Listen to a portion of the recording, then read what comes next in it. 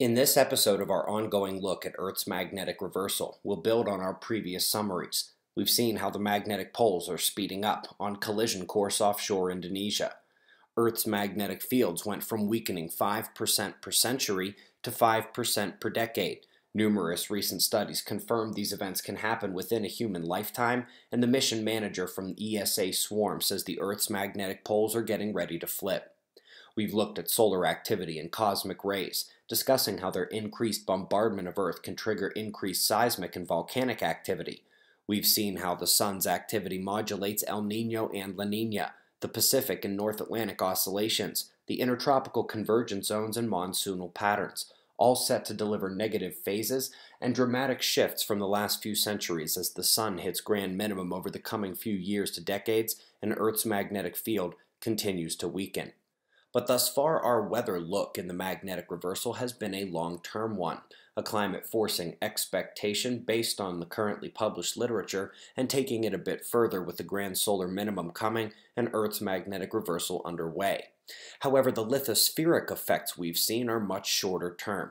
But to have their effects on the ground, the space energy must first navigate the atmosphere and the global electric circuit. The recognition of cosmic rays and solar activity as having a modulating effect on lightning and other short-term weather phenomena goes back well before those seismic, volcanic, and long-term weather connections to space. Over the last few decades, much driven by Dr. Brian Tinsley out of Texas, an incredible amount of information on space energy and lightning, cloud formation, atmospheric ionization, hail, nucleation, and more has been steadily coming out. Cosmic ray-induced particle showers are so well understood to have effects on short-term cloud properties that even the IPCC recognized the need to investigate these cosmic connections to terrestrial weather. Today, the effects on ice nucleation, cloud condensation, and lightning showers are well recognized, even if we're still trying to figure out the minutiae of how it all works. So now, just like before, as Earth's magnetic field weakens and the sun enters grand minimum this century, both of Earth's shields against cosmic rays are dwindling, and we should ask what effects there will be, and should we be looking beyond the recent Princeton bombshell about the cooling effects of clouds. The best summarization of the air shower cosmic ray effects is electric. The cosmic ray particle cascade starts off as one super energetic proton breaking down into muons, electrons, neutrons, and photons as it collides and scatters its energy through the atmosphere. More lightning storms, more lightning strikes, stronger lightning strikes, more cloud cover, and higher variability of that cloud cover, easier freezing of supercooled water into more larger hail, and there is even considerable evidence growing in regard to wind speed correlation with solar wind parameters. All the things that make these correlations true have to first overcome the magnetic shield of our planet, and in terms of cosmic rays, the sun's magnetic shield as well. That means that the weather can only intensify as the electric cascade from space intensifies.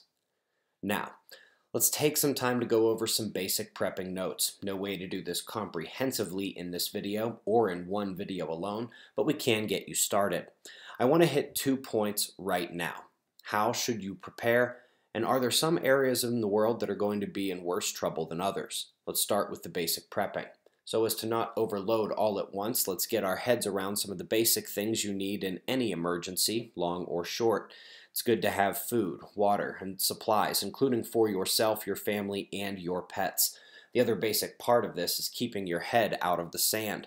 I assure you that you won't be hearing major updates from CNN, reality TV, celebrity Twitter accounts, etc., so making sure you are paying attention to the right places is probably one of the best ways you can prepare. However, the Earth's magnetic reversal, combining with solar grand minimum, presents some challenges to the basic prepper. These events may not be short-term. In fact, they are unlikely to be, especially when we are talking about the potential grid effects. At the National Space Weather Forum in Washington, D.C. last year, I sat listening to how unprepared we were, how our electrified way of survival can be taken away in a matter of hours. And since only a handful of groups have all the contracts for emergency aid pretty much everywhere, it is commonly believed that such a business model is based on things not getting too bad in too many places all at once, certainly not everywhere at the same time. So, What else should you consider? The first thing that comes to mind for this non-comprehensive list, please do recognize there is so much more, is the long-term need for that food and water, not to mention those medicines and pet supplies that might apply to your personal situation. Our government says we could be down months to years, so seeds and tools and books on how to live are useful in that type of life. Maps on local areas, goods to barter, especially vice goods, clothes for extreme weather, etc., but also the mental side of things. Local ways to survive, the plants, trees, the insects, mushrooms, the terrain, the waterways. And what about your neighbors? Do you have a bug out plan? What about a bug in plan? If you can stay in your castle, it is always best. You're starting to get the picture of how comprehensive a mental exercise this can be, in addition to the physical preparation. But let's now go to an overview of areas of the world that are likely to be under duress. I absolutely did move my family across the country. Now, this is not a move everyone can or should make. My job is here online and can be done anywhere. My wife is our CEO and is capable of anything, and my kids are not yet in school. Not much tying me back. I am not willing to bet against all the available data I can find or the patterns of our planet that have persisted since long before humans started their first fire. If I could even find one clue that we were not on the verge of a reversal, I'd say so. But I can't, and I chose a place I find suitable against many future hardships. Let's take these one at a time. First thing that comes to mind is the coastline. Not only are there a lot of people, and people means chaos in an emergency, but the earthquakes and tsunamis, including those from subsurface ocean volcanoes triggering landslides, means that the coastal regions present a major concern, even if you're not at a major fault line. Do you know how to spot the pre-tsunami warning signals? Could be the difference between survival and something else. Even on the U.S. East Coast, where they don't have major earthquake risk, they have the Canary Islands across the Atlantic and the Puerto Rico Trench waiting for a landslide to send a massive wave at the coast. We mentioned the high population areas already, and this one is pretty simple. More chances for chaos, less resources in a disaster, crowded exodus from weather or tsunamis. One of the most basic location safety points is you wouldn't want to be in Times Square when everything bad begins to go down.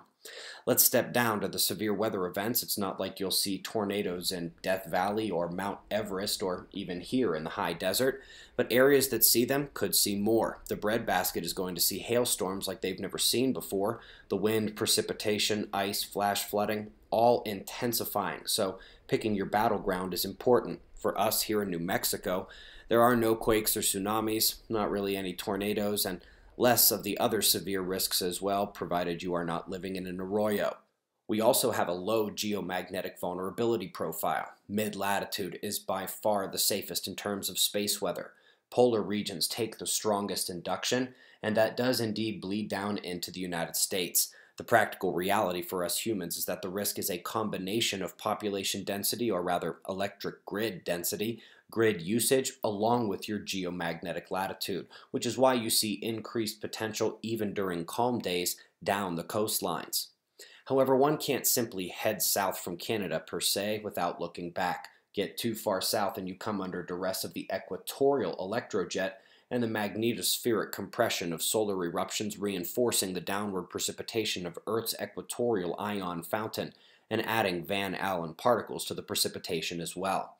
We do indeed see equatorial excitation and risk potential growing along the equator with the polar regions. And let's not forget the South Atlantic anomaly is there, the most prolific upsetter of satellite GPS in the space age. Now, thinking back to high latitude risk one more time, the last note is one about cold. Since cold records doubled heat records last month in the US, since snow records continue falling, since Princeton described a cooler future than models predict from above, and Yale did so from below, and with our current interglacial overdue for a major drop in temperatures on this planet, one must caution against the warming-only propaganda in the news. Climate change absolutely goes both ways, and with the sun going to sleep as our shields falter, it's a recipe for deadly cold events if you are too far north or south. You've seen the primary website, magneticreversal.org, and it is frustrating that the next official update is still 2 years away. By the way, that is because the poles make large circles in their movement over short times and up to a full year, and only by tracing those circles over time can you ascertain the general movement of the poles. The last update came without a new percentage down of our field, but we're likely somewhere around 20% or maybe a bit more. And now, if you want to do some tracking over shorter time scales, we watch the effect on tropical storms, cyclones, and typhoons, one of the connections that led Ferris Wald to win the National Middle School Science Championship this year. If you want to see how well correlated these events actually are, we have tracked space energy effects on that most severe weather since that 2015 update over at earthchanges.org, and we'll keep tracking. Eyes open, no fear. Be safe, everyone.